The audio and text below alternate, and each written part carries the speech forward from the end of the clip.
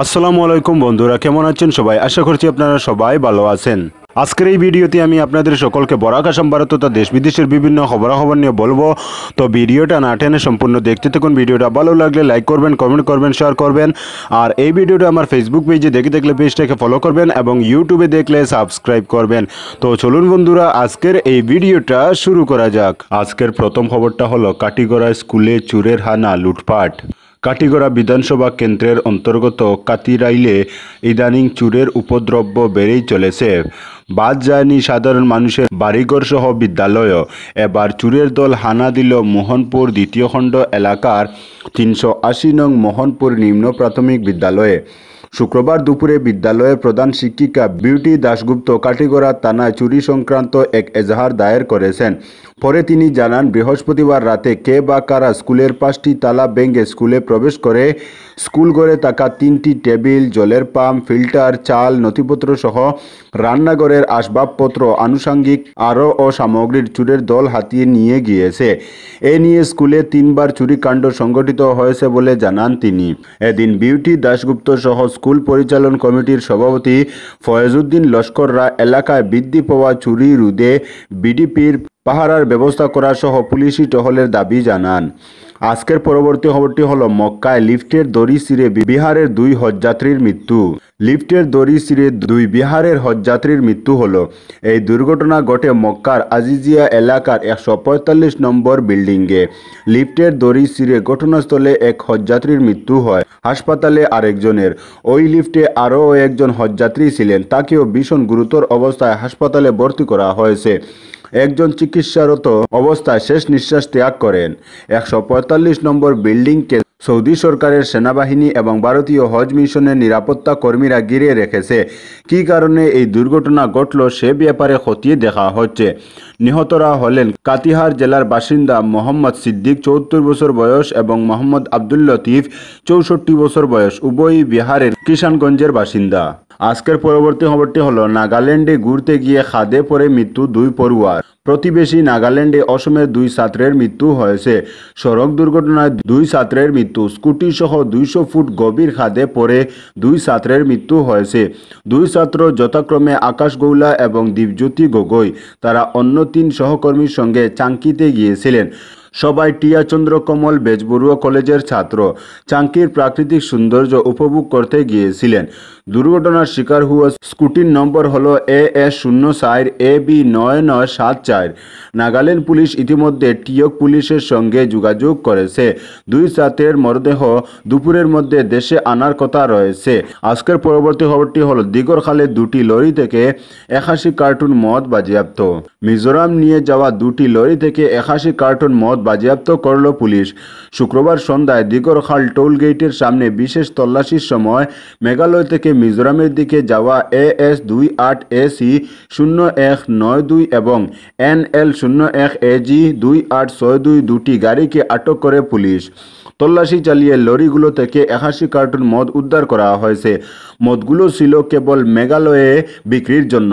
Spot জিজ্ঞাসাবাদের সময় উভয় গাড়ির চালক লোড করা মদ সংক্রান্ত কোনো অপ্রাসঙ্গিক নথি উপস্থাপন করতে ব্যর্থ হন।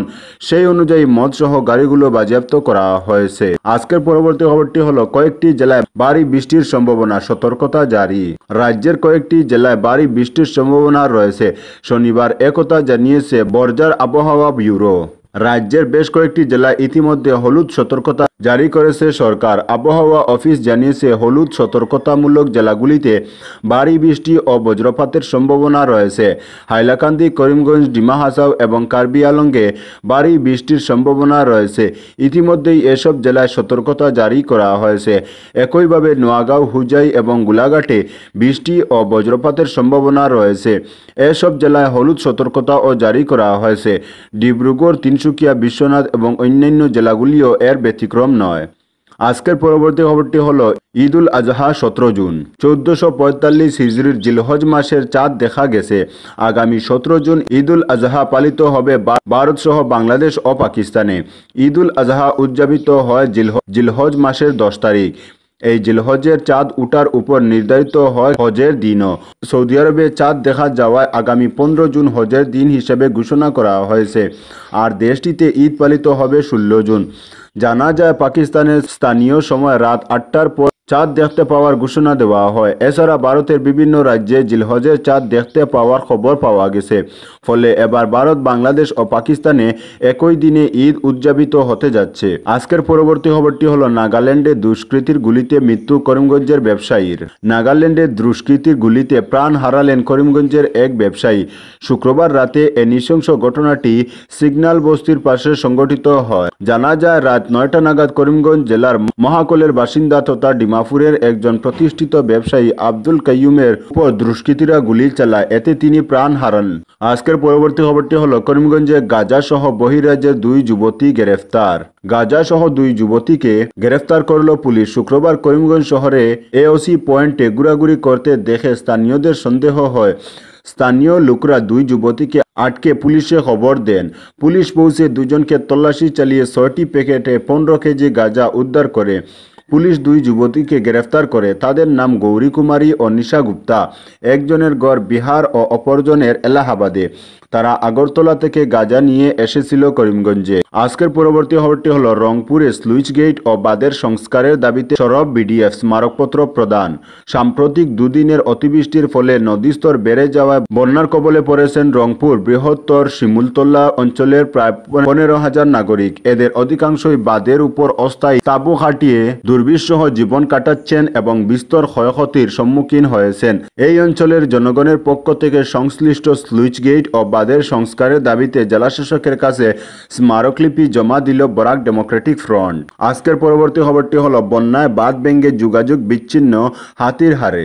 সম্প্রতি বন্যায় বরখলা বিধানসভা কেন্দ্রের শ্রীকুনা জিপির হাতিরহার দ্বিতীয় খণ্ডে ইএনডি বাঁধ 1/3 বিলীন হয়ে যায়। গ্রামে যোগাযোগ বিচ্ছিন্ন হওয়ার পাশাপাশি পানীয় জল সরবরাহ বন্ধ হয়ে পড়েছে।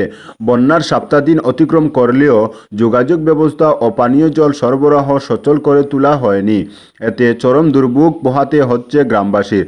শনিবার হাতিরহার দ্বিতীয় খণ্ডের বাসিন্দা আব্দুল মতিন বরলস্কর, বাহারুদ্দিন বরলস্কর, মনসুর আহমেদ বরলস্কর, আকবর হোসেন বরলস্কর, হুসেন আহমেদ বরবুইয়া, মুবারক আলী লস্কর, তোবারক আলী লস্কর, এবাদুর রহমান বরবুইয়া, নাজির আহমেদ বরবুইয়া, ফিরোজ আহমেদ সহ অন্যান্যরা আঙ্গা এলাকায় জমায়েত হয়ে মেরামতের দাবি জানিয়ে জেলা প্রশাসনের দৃষ্টি আকর্ষণ করেন। গ্রামের বৃহত্তর জনস্বার্থে জরুরি ভিত্তিতে রাস্তা ও বাঁধ মেরামত করার দাবি জানান। দীর্ঘদিন থেকে পানীয় জল সরবরাহ বন্ধ থাকায় এলাকায় হাহাকার সৃষ্টি হয়েছে। পানীয় জলের জন্য চরম সমস্যার মুখে পড়েছেন গ্রামবাসী। বিশুদ্ধ পানীয় জলের অভাবে এলাকায় নানা রোগের প্রাদুর্ভাব দেখা দিয়েছে বলে জানান তারা। আজকের পরবর্তী খবরটি হলো সাংসদ অমৃত পালের সঙ্গে দেখা করতে ডিব্রুগড়ে মা-বাবা। ডিব্রুগড় কেন্দ্রীয় কারাগারে বন্দী থেকেও পাঞ্জাব থেকে সাংসদ হয়েছেন খালিস্তান সমর্থক অমৃত পাল সিং এবং এবার তার পরিবারের লোকেরা তার মুক্তির দাবি আরও জোরালো করেছেন। শনিবার অমৃত পালের মা-বাবা নির্বাচন কমিশনের তরফে পাওয়া শংসাপত্র নিয়ে সঙ্গে দেখা করতে অসমে আসেন। তারা কারাগার চত্বরে থাকা পুলিশ কর্মীদের মধ্যে মিষ্টি বিতরণ করেন। সংবাদ মাধ্যমের সামনে দাঁড়িয়ে তারা বলেন, তাকে জনগণ সাংসদ বানিয়েছেন, এবার সরকারকেও তাকে মুক্তি দিতে হবে। গত বছর ফেব্রুয়ারি মাসে অমৃত পাল সিং এবং তার 9 সহযোগীকে জাতীয় সুরক্ষা আইনের অধীনে গ্রেফতার করেছিল পাঞ্জাবের পুলিশ। এরপর সবাইকে নিয়ে আসা হয় অসমের ডিব্রুগড় কেন্দ্রীয় কারাগারে। এবছর অমৃত পাল সিংয়ের কক্ষে উদ্ধার হয় বেশ কিছু অত্যাধুনিক গ্যাজেট। যেদিন পুলিশ সেগুলো উদ্ধার করেছিল সেদিন থেকে খালিস্তান সমর্থক জঙ্গিরা আমরণ অনশন শুরু করে, যা প্রায় 3 সপ্তাহ চলে। অনুষ্ঠানের শেষে অমৃত পাল জানিয়েছিল হয়তো আগামীতে নির্বাচনের প্রতিযোগিতা করবে। নির্বাচন ঘোষণা হওয়ার পর সেই আলোচনা চলতে থাকে এবং মে মাসের দ্বিতীয় সপ্তাহে একেবারে শেষ মুহূর্তে এসে পাকাপাকি সিদ্ধান্ত নেওয়া হয়। পরিবারের লোকদের সাহায্যে জেলে বসেই নির্বাচনে মনোনয়নপত্র পেশ করে অমৃত পাল। তো বন্ধুরা, আজকের জন্য এতটুকু। পরবর্তী কোনো নতুন ভিডিওতে দেখা হবে, তখন অবধি ধন্যবাদ।